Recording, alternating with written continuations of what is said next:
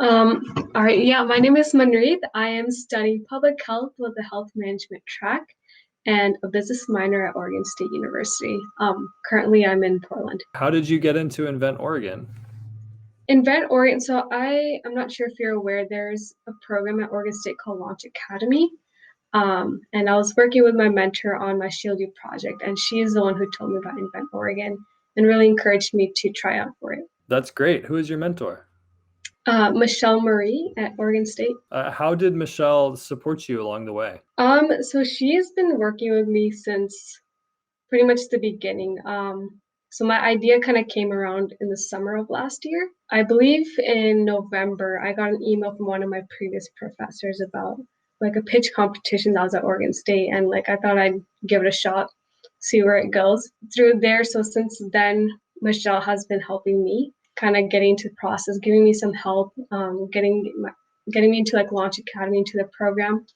Now I'm in Advanced Launch Academy, and she's my mentor. So we work one-on-one now, and she has helped me kind of get everything, all my ideas that were all scattered, kind of all together into a business plan. Yeah, that's great. What kind of impact has Michelle had on the direction of ShieldU as you've been developing it? She's definitely helped me a lot, and I really appreciate her for that. She's been with me, she's been helping me out since the beginning. At first, when I'd started, I was thinking about too many things at once. My ideas were all scattered, they're all over the place, and I didn't know how to get them together. So she helped me get into the Launch Academy program, and she's been helping me, giving me feedback, giving me ideas about what I can do to make my project better. Yeah, that's great. We're definitely seeing that some of those faculty advisors are really, really helpful with the teams that we've been speaking with. So it's nice to hear that Michelle has had a positive impact for you. Let's start talking about ShieldU though.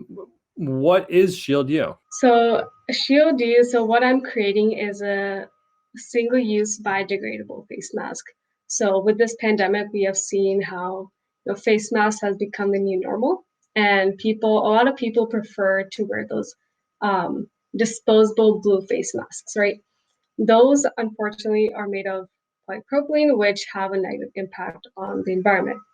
Throughout the entire pandemic, it's been about like a year and a half since it started. Just imagine everyone who wears those blue face masks wear it once and then they throw it away. Just think about where that goes and what that does to the environment. So with that, I kind of thought that okay, maybe I could create something that is the same thing, just an eco-friendly alternative. So it's something that's already in the market, just environmentally friendly. I think you said it's made out of polypropylene. Is that right? Yes.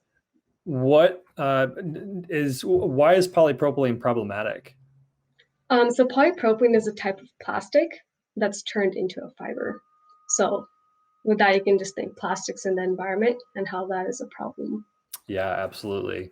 Where did you get the inspiration for this idea? So this idea came when I least expected it, actually. I was just one day just sitting, talking to my mom about this pandemic, what's happening. And at that time, there was a PPE shortage for our frontline workers.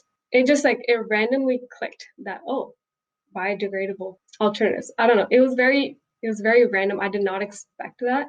And it just clicked one time, just like that. I think from there, after that, I did more research on it, and I was like, it's in the market, but it's not easily accessible. And so that's what I'm trying to work on with my project. As someone who is specializing in public health, is there any health risk to using something that is biodegradable versus something that's made out of polypropylene? So that is something that I definitely have to look more into. Polypropylene, in terms of risk to human health, so far there hasn't been, unless just by wearing it, there's not really much. Unless a lot of common things that I've heard with this pandemic is getting, I don't know if you've heard maskne, acne because of wearing the masks for so long. And that's one thing that I want to work on with ShieldU, is to make my mask in a way that is soft to the skin so that acne can be prevented, I guess, with it. I'd have to look more into like with the materials I use and how that's being done, how that would affect human health.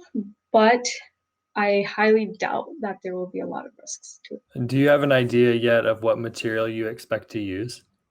Yes, I'm planning on using bamboo. That's fascinating. That's really cool. A couple more questions for you on this. I know that there are the health risks. You also mentioned different kind of risk, which is the discomfort that comes from wearing the mask. And I know that there are a lot of other associated problems that are similar to something like mask acne. Are you thinking about those things when you design your face mask, and how are you addressing some of those issues? I am, yeah. So I am trying to go through more consumer discovery interviews and trying to get other people's perspectives on what problems that they face with wearing masks and what I can do to eliminate those problems. So I have interviewed a few people already, and maskne was something that came up a lot. And so that's one thing that I want to focus on with my product. What kind of, like, you're talking about doing some of the market research through interviews of people who might be talking about wearing masks and some of the issues that come up for them with masks. What are some of the issues that you expect to encounter there? Understanding that you haven't necessarily done the market research, so I guess I'm asking you to call your shot a little bit and maybe discuss some of the issues with wearing a face mask that you will expect to encounter. Yeah, I definitely have. So I'm looking into like different ways I could design my mask. I there's so many different designs of masks out there. You know, there's one with the mask that's like fan folded with ties or fan folded with the ear loops. When I did my consumer interviews, a lot of them said that they would prefer ear loops over ties because it's easier to put on and take off. Or for example, like foggy glasses, that's another problem that came up that many people seem to be frustrated with. And I'm working on different ways or different designs on how I could um, kind of prevent that from happening. So maybe like including like um, a strip over here where you could adjust it to your nose so that air doesn't go up and fog your glasses, right? So I'm experimenting with different designs and seeing how I could eliminate those problems. Good, that's great. And then I'll ask you a little bit generally. Can you give me some more perspective on why a new kind of mask is important? What does your mask is biodegradable? Can you talk a little bit more about the reason it's important for you to design a biodegradable mask? So yeah, biodegradable. So I think about it like this. So there's 7 billion people in this world, correct? And imagine every single one of those people wore a disposable face mask every single day for a year and a half. So think about how many masks would be out in the open or in the oceans, right? So with that in mind, that those numbers just scare me. And I'm like, I don't like those numbers because they're so big, right? So that's kind of what made me want to go with biodegradable ones. Because like if people still want to wear masks even after the pandemic, they definitely can wear them. And when they dispose of them, it will not have an impact, um, as big of an impact compared to the polypropylene ones. And even in my long-term goal is to target, um, say like medical facilities, right? Or like, because they use PPE the most and they use polypropylene face masks. So if I could get, and because they use it the most, it has a larger impact on the environment. So if I could get medical professionals to wear biodegradable face masks, that would reduce the amount of polypropylene face masks being used. Absolutely. And if I might back up just a little bit, why did you choose bamboo as a biodegradable material? I mean, there's so many different resources, so many different materials that I could use. I chose bamboo just because thinking from a business perspective, it's a renewable resource. It's also cost effective. Bamboo tends to grow really fast within a few months. So when I think of like manufacturing and production of the product, I could make it in more quantities because bamboo does not take a lot of time to grow.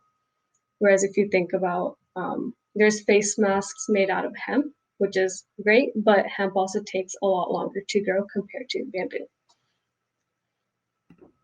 Great. Yeah, that makes a lot of sense. Let's pivot a little bit to the process of going through Invent Oregon. What are some of the biggest challenges or obstacles you see with developing ShieldU?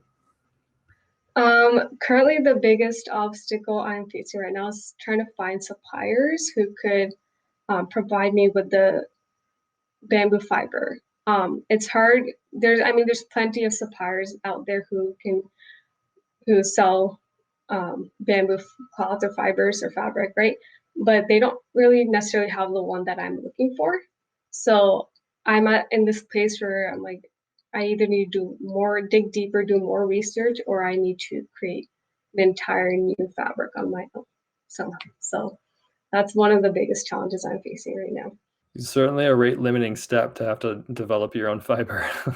Yeah, That's yeah. a pretty significant challenge.